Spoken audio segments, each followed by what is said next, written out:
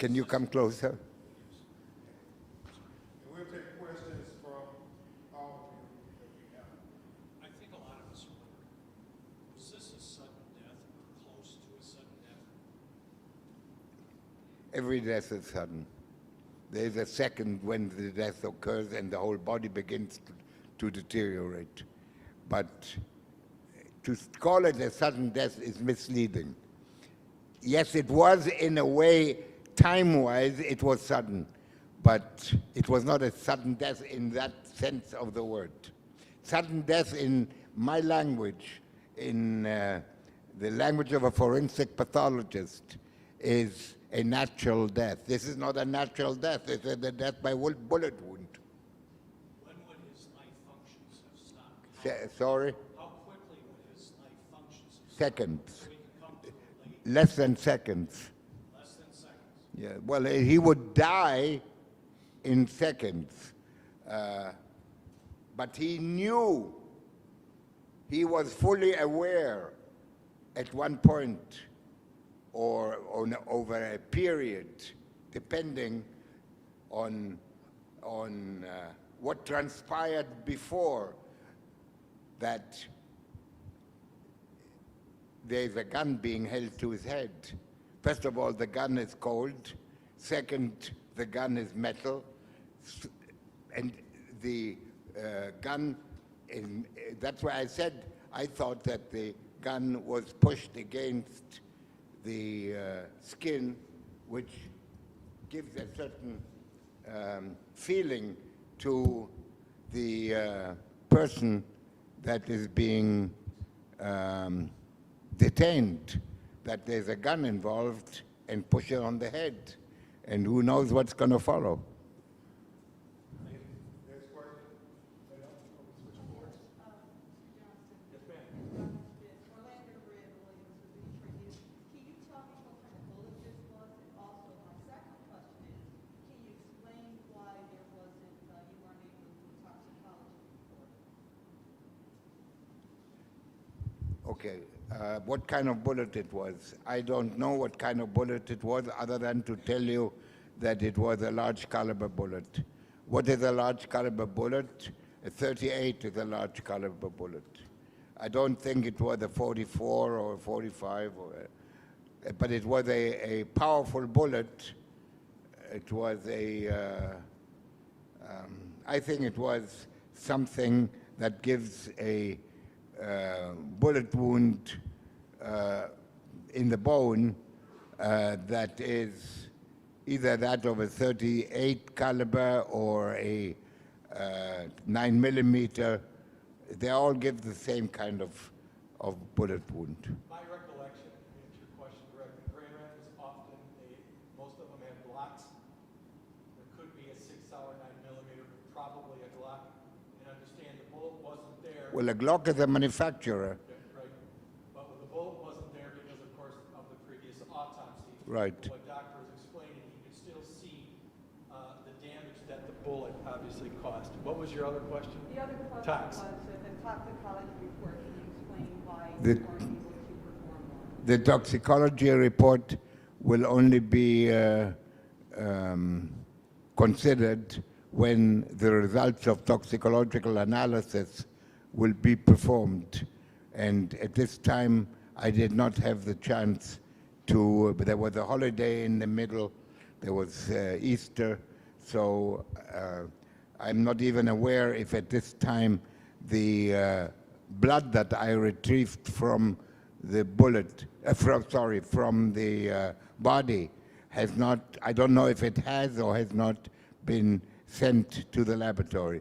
The laboratory is probably the best, if not one of the best laboratories in the country. I can tell you with certainty that the medical examiner for the King County did a toxicology report.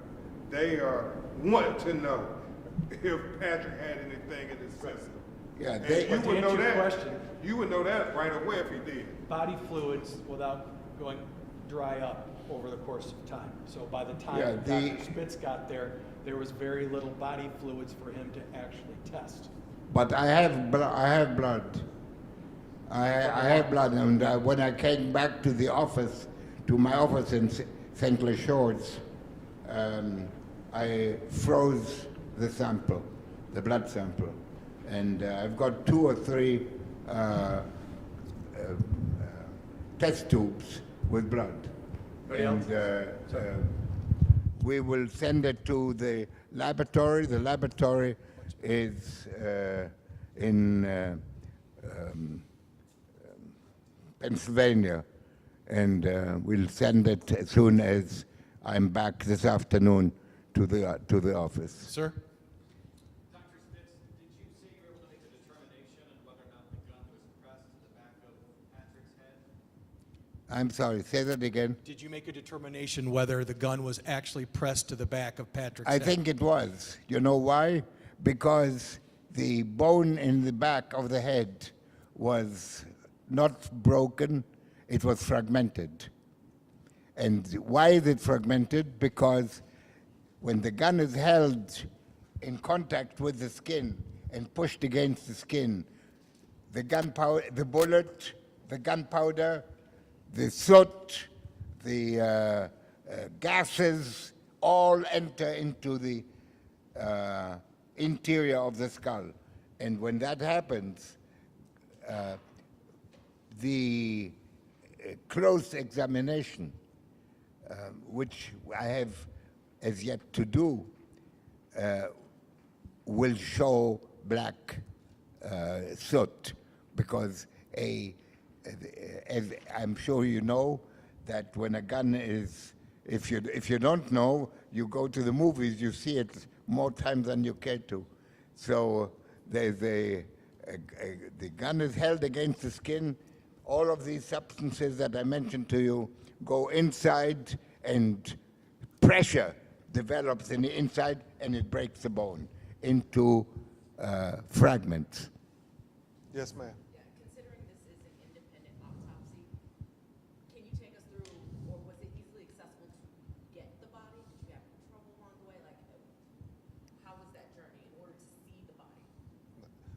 We were able to ascertain the body from the Kent County Medical Examiner, have it at the funeral home, picked it up, and then when it was at the funeral home, then Dr. Spitz was allowed to go to the funeral home and conduct his autopsy.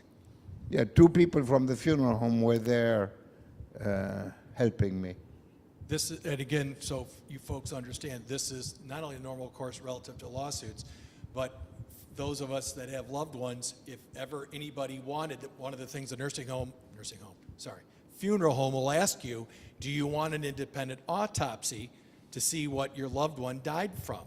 And that's exactly how it happens. So it goes from, obviously, from the morgue, and then to the funeral home. Mr. Crump took care of all that, and Dr. Spitz and Ms. Lucky were kind enough to go over on Saturday afternoon and conduct that. Johnson, did you say what day, and could you give us how long the autopsy took? What day did you perform? Saturday. Autopsy by Dr. Spitz was done this past Saturday.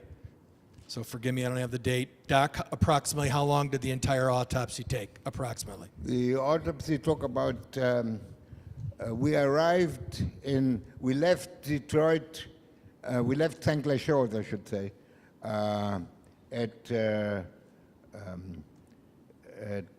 12 or 12:15, noon. It took us 2.5 hours to get there, maybe a little bit less. And I have a driver with a lead foot.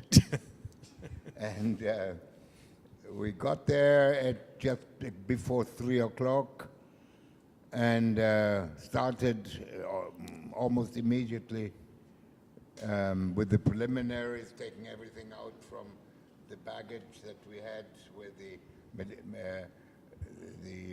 equipment is located. And we finished after about 2 hours, maybe an hour and 3/4. Jim? You see, an autopsy had already been done, so I didn't need to do. Didn't need to do this cut the skin and be careful not to damage anything. So I would say about an hour and 3/4, 2 hours is what it took to do the autopsy. Jim?